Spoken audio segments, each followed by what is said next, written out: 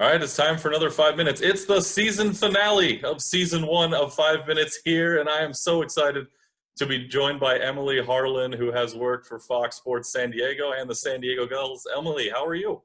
Hi, Eric. I'm doing so well. I'm very excited to be on the season finale. No pressure. I'm going to try to just go out with the bang here, but it's so good to see you. Thanks for having me on. You too, and that's all we can ask for is a bang to end this first season. I'm so excited. All right, what's our topic going to be today? Well, like you mentioned, I did work for the San Diego Gulls and Fox Sports San Diego, so the AHL is kind of my wheelhouse. So I thought we could focus on the Western expansion in the AHL, and if we have a little bit of time, we could kind of discuss where the future of the league is going.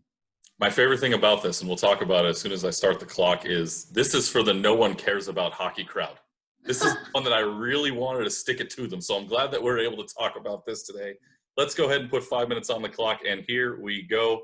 The American Hockey League. Yes, it's been the big thing. It's the level right below the NHL, of course, for those who are unaware. And out here in the Pacific Division, if you will, a lot of teams coming this way. Back in 2015, 2016 season, a lot of the teams out in the West moved their AHL affiliates over to California, and the San Diego Gulls being one of them, of course, the affiliate of the Anaheim Ducks. And it gave everybody here, especially in Southern California, a place to go watch a game. We have the Ducks in Anaheim. There was nothing in San Diego. We have the Kings in LA. Now you have Ontario covered in the Inland Empire. And then in a couple of years from now, we're going to have Seattle, the expansion team of the NHL. Their AHL affiliate will be in Palm Springs. Now you have the deserts covered. All of Southern California's got somewhere to go watch hockey. And I don't want to hear anybody ever tell me that nobody cares about hockey anymore.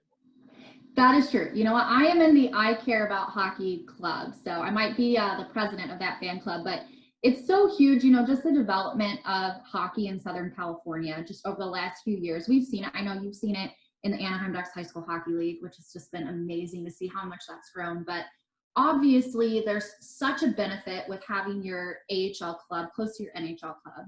So like you said, that was the main reason in forming the Pacific Division, was bringing these teams out here. So once the 2021-2022 season comes, like you mentioned, in Palm Springs, we'll have an AHL team. There will be six AHL teams in California, which is crazy to even think about. I had to go through and check the list a couple times because I'm like, this can't be right. But it's just exciting to see the growth of hockey, to see the growth of the AHL. This expansion, I think, is going to be great. Obviously, big benefit for Vegas having their AHL club here. So it's exciting to see where it's going. It's a developmental league, so it's huge for these guys to get their kind of jump start to get them ready for the NHL. So, yeah, my big thing has always been, you know, you want people to care about a sport, bring it to where they can't see it. And that, you know, Henderson in Nevada is a great place. That's where the Henderson Silver Knights will play. They got their name a few weeks ago. They're getting a new facility, new practice facility, and a new arena. They're going to play out of the Orleans Arena for a little bit until the new Henderson place is built. Knights have done great out there in the desert in Nevada with the Golden Knights and hockey in general. We take the Anaheim Ducks High School Hockey League out there every December for a showcase, and their facilities are top-notch. The people love it. You talked about the Pacific Division. The Arizona Coyotes team, the Tucson Roadrunners, were the first time they had their affiliate in their state. So you talked about the travel, keeping it down. Of course, costs and budgets are going to be even more tight going forward with everything going on right now, and that's just the better way to go. And plus, you talk about developing skills. Last year in the NHL, 87% of the players in the league played their hockey in the AHL before they came to the league. So just expanding the AHL, especially on the West Coast, has been nothing but beneficial for everybody.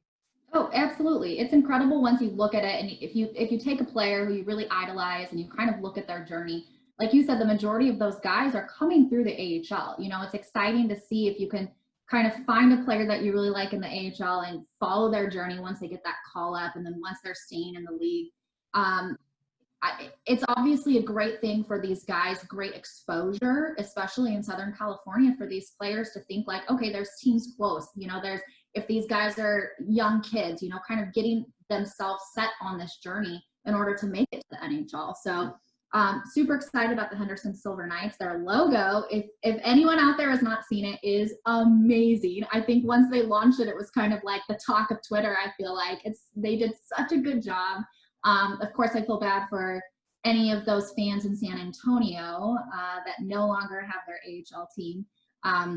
But I think they're going to do great out in Vegas. I mean, what Vegas has done in the couple years that they've had an NHL team has just been incredible. So I think there's obviously a big push behind it to keep hockey going. I'm excited for them to come to the Western Conference, specifically the Pacific Division, because obviously in the AHL, you don't play the rest of the league throughout your season. So like the Pacific Division, throughout your season, you're seeing the same 5-6 teams game after game after game after game. So just adding one more team into the mix is kind of exciting to give a little bit more diversity for these guys and for the fans that watch or cover the games. So yeah, I think it's a great thing. I'm really stoked on it. We'll see.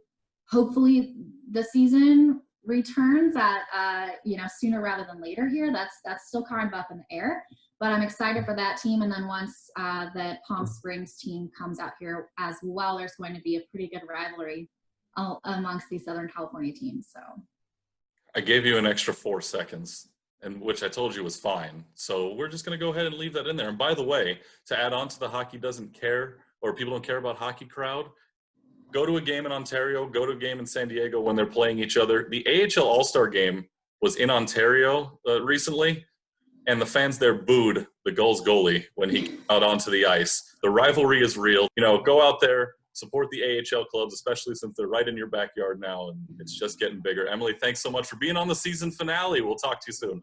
Thanks for having me, Erik.